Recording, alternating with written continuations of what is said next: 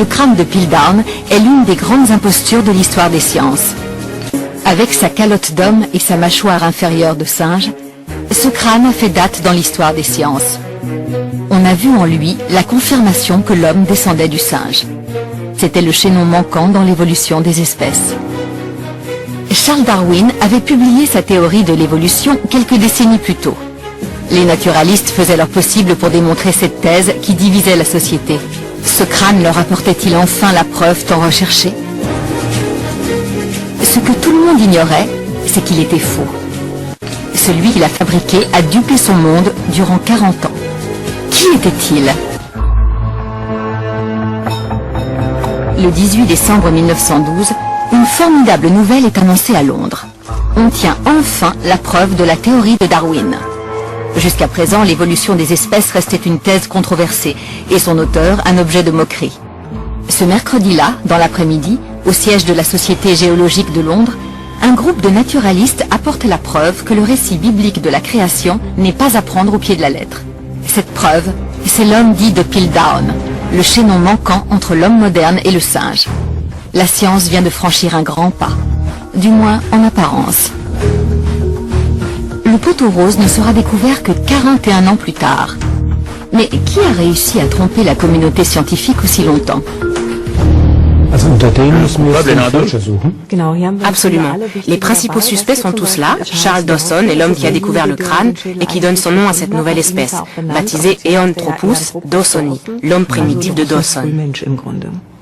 Et à droite, qui est-ce? C'est Arthur Smith Woodward, qui dirige alors le département de géologie du Muséum d'histoire naturelle à Londres. D'après ce grand paléontologue, avant que nos ancêtres ne deviennent bipèdes, leur cerveau a dû se développer comme celui de l'homme de Piltdown. Ce crâne était le chaînon manquant que Woodward attendait. Tous ces naturalistes adhèrent à la théorie de l'évolution et cherchent à en apporter la preuve. Les indices s'accumulent contre Dawson. D'abord, Dawson était très ambitieux. Il rêvait de gloire, il voulait gravir l'échelle sociale et faire partie de la communauté scientifique. C'est ce qui l'a poussé à commettre toutes ces escroqueries. Il y en a 33 en tout, voire 34. Ensuite, il cachait toujours l'origine des objets. Il disait qu'une tierce personne les lui avait remis et qu'il se contentait de les rendre publics. Il ne se chargeait pas non plus de la présentation officielle aux scientifiques. Il restait toujours dans l'ombre. C'est une preuve accablante, je trouve.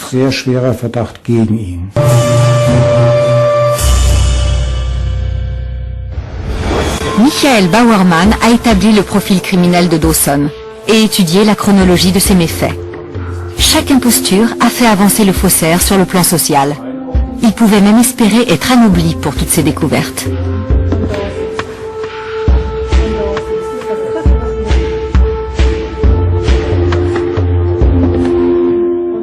Voici la chronologie de la vie de Dawson. De l'âge de 19 ans à sa mort à 52 ans. Voilà sa première supercherie, sa première fausse dent. C'est un moment important. C'est une imposture préméditée qui lui a valu des honneurs. J'ai mis les récompenses en jaune. Au-dessus, ce sont les mystifications. On dirait que ça va crescendo. Absolument. Pourquoi certaines sont-elles encadrées? Ce sont les plus graves que j'ai encadrées. On voit qu'elles se multiplient considérablement dans la dernière phase. Ça finit vraiment en apothéose. Tout à fait. Ce sont les 3 fouilles de Piltdown. La batte de cricket n'est pas à sa place ici, en fait. Il faudrait y mettre un point d'interrogation. Toutes ces escroqueries visaient à produire le chaînon manquant. Plus le temps passe, plus Dawson voit grand, on dirait. Absolument. Il est de plus en plus avide d'honneur. Tout à fait. Mais tous ces forfaits ne serviront guère à Dawson. Il meurt avant d'avoir pu se délecter des honneurs que lui aurait valu la pseudo-découverte de Piltdown. D'une certaine manière, il a payé son orgueil démesuré. Il s'est empoisonné et a peut-être empoisonné aussi sa femme. Oui. C'est une histoire tragique en fait. Aujourd'hui, seule la stèle de Piltdown rappelle l'existence de Charles Dawson, l'homme qui prétendait avoir découvert le chaînon manquant de l'évolution que tous les naturalistes recherchaient. Tout souvenir de lui a été effacé, comme s'il n'avait jamais existé.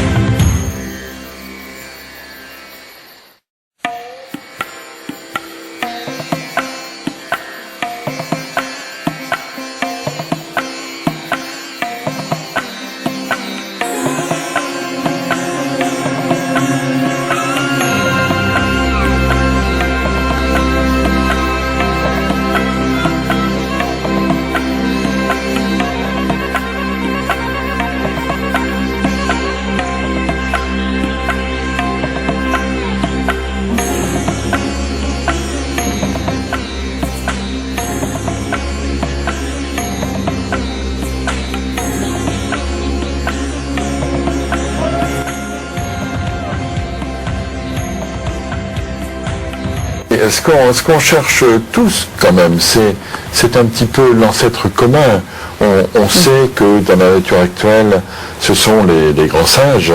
Alors à partir du moment où ça se sépare, nous vivons notre vie indépendante et la leur, mais le moment où ça s'est séparé, ces deux branches se sont séparées, se situe autour de 8 à 10 millions d'années en Afrique tropicale. Et évidemment, je serais bien heureux de trouver le grand papa commun des deux.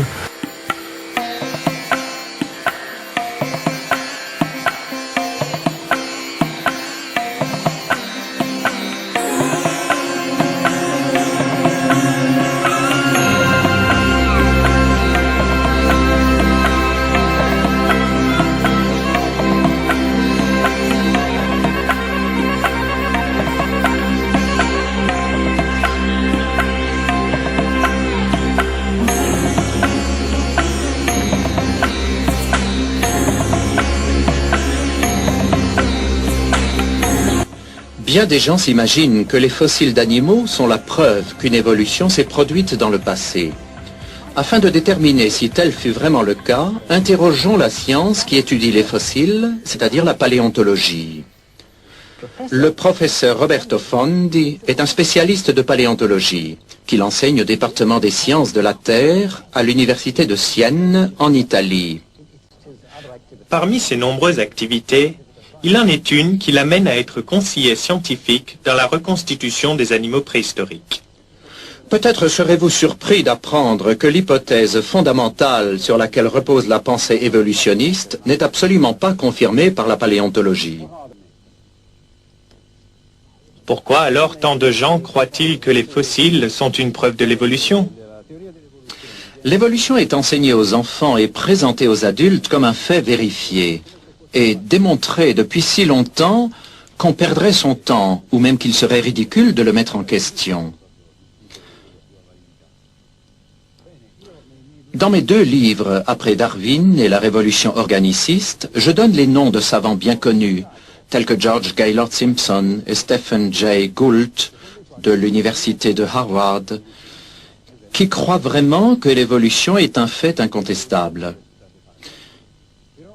Il est pourtant d'autres savants, tout aussi connus, qui croient en l'évolution tout en admettant qu'il n'en existe pas de preuves à l'appui, comme par exemple Émile Guillemot de l'Université de Genève et J.A. Kerkut de l'Université de Southampton.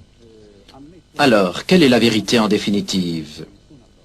Eh bien, il existe un livre qui raconte l'histoire du passé. Ce sont les roches et les restes fossilisés qu'elles contiennent. Il appartient aux paléontologues de déchiffrer ce livre et de donner la réponse. Et que lisez-vous dans ce livre, professeur? Il est clair qu'après 2 siècles environ de recherches très poussées, la preuve paléontologique sur laquelle devrait reposer la théorie de l'évolution est non seulement rare, mais grandement sujette à caution. Car enfin, si l'évolution avait réellement eu lieu, on devrait en trouver des preuves abondantes et incontestables.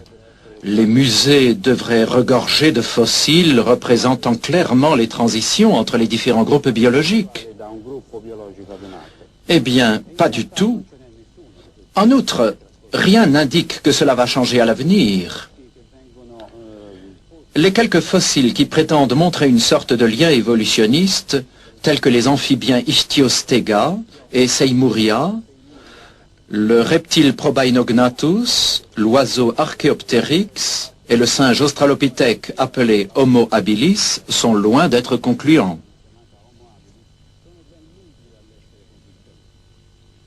Et la prétendue évolution de l'homme? L'idée d'une évolution graduelle de l'homme à partir de créatures telles que les singes australopithèques est sans aucun fondement et doit être absolument rejetée. L'homme n'est pas le chaînon le plus récent dans la longue chaîne de l'évolution.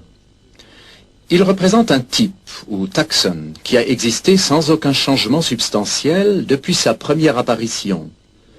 La justification de ce que j'avance se trouve clairement développée dans mes livres. Quelle est donc votre conclusion, professeur? Celle-ci, simplement. On ferait beaucoup plus de progrès en biologie et dans les autres disciplines si l'on voulait bien sortir des impasses du mythe évolutionniste pour en revenir aux méthodes fécondes de la morphologie d'Aristote, de Linné, de Cuvier et de quelques autres.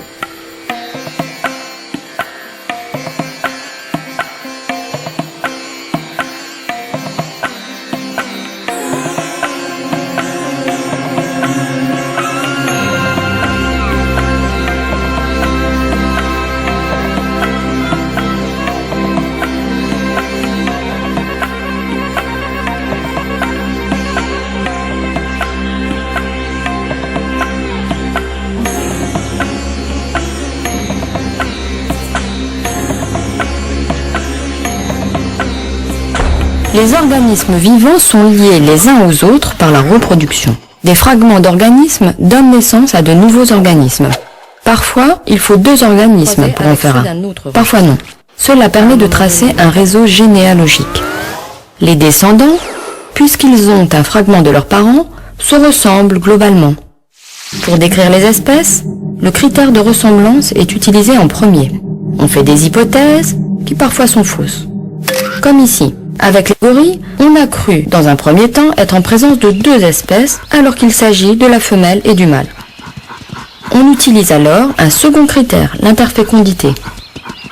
Dans le cas des gorilles et des orang-outans, ce critère confirme qu'il s'agit bien de 2 espèces. La reconstruction phylogénétique à partir d'analyses moléculaires montre effectivement 2 lignées bien séparées.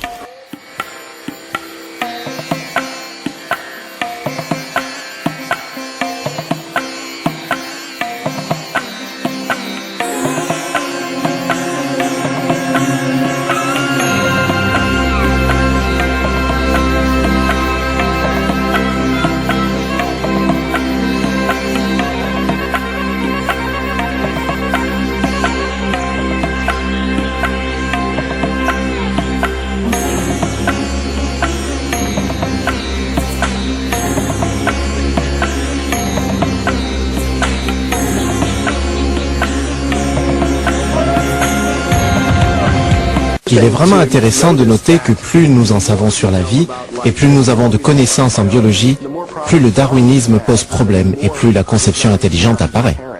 Tous ceux qui sont sérieusement impliqués dans la science finiront par comprendre un jour qu'un esprit se manifeste dans les lois de l'univers, un esprit immensément supérieur à celui de l'homme. Depuis 1988, le Dr Michael B.E. étudie des systèmes biologiques complexes qui semblent défier les explications basées sur la sélection naturelle. Pendant longtemps, j'ai cru que l'évolution darwinienne expliquait tout ce que nous observons en biologie. Ce n'est pas parce que j'y voyais une explication, mais plutôt parce qu'on me l'avait dit. On m'a appris la biologie darwinienne à l'école. Et à l'université, je baignais dans une atmosphère où l'on supposait que cette théorie fournissait des explications à la biologie. Et là encore, je n'avais aucune raison d'en douter. Il y a 10 ans environ, j'ai lu un ouvrage intitulé « Évolution, une théorie en crise », écrit par un généticien australien, Michael Denton. Il avançait, contre la théorie de Darwin, de nombreux arguments scientifiques que je n'avais jamais entendus jusque-là. Et ces arguments semblaient plutôt convaincants. À ce moment-là, j'ai senti monter en moi une frustration, parce que j'avais l'impression d'avoir été conduit sur une fausse piste. J'avais devant moi une série de très bons arguments. J'avais décroché un doctorat en biochimie, je faisais partie du corps enseignant, et pourtant ces points de vue m'étaient totalement inconnus. À partir de ce moment, je me suis intéressé de près à la question de l'évolution, et j'ai choisi de ne plus considérer les processus darwiniens comme la seule explication à la vie.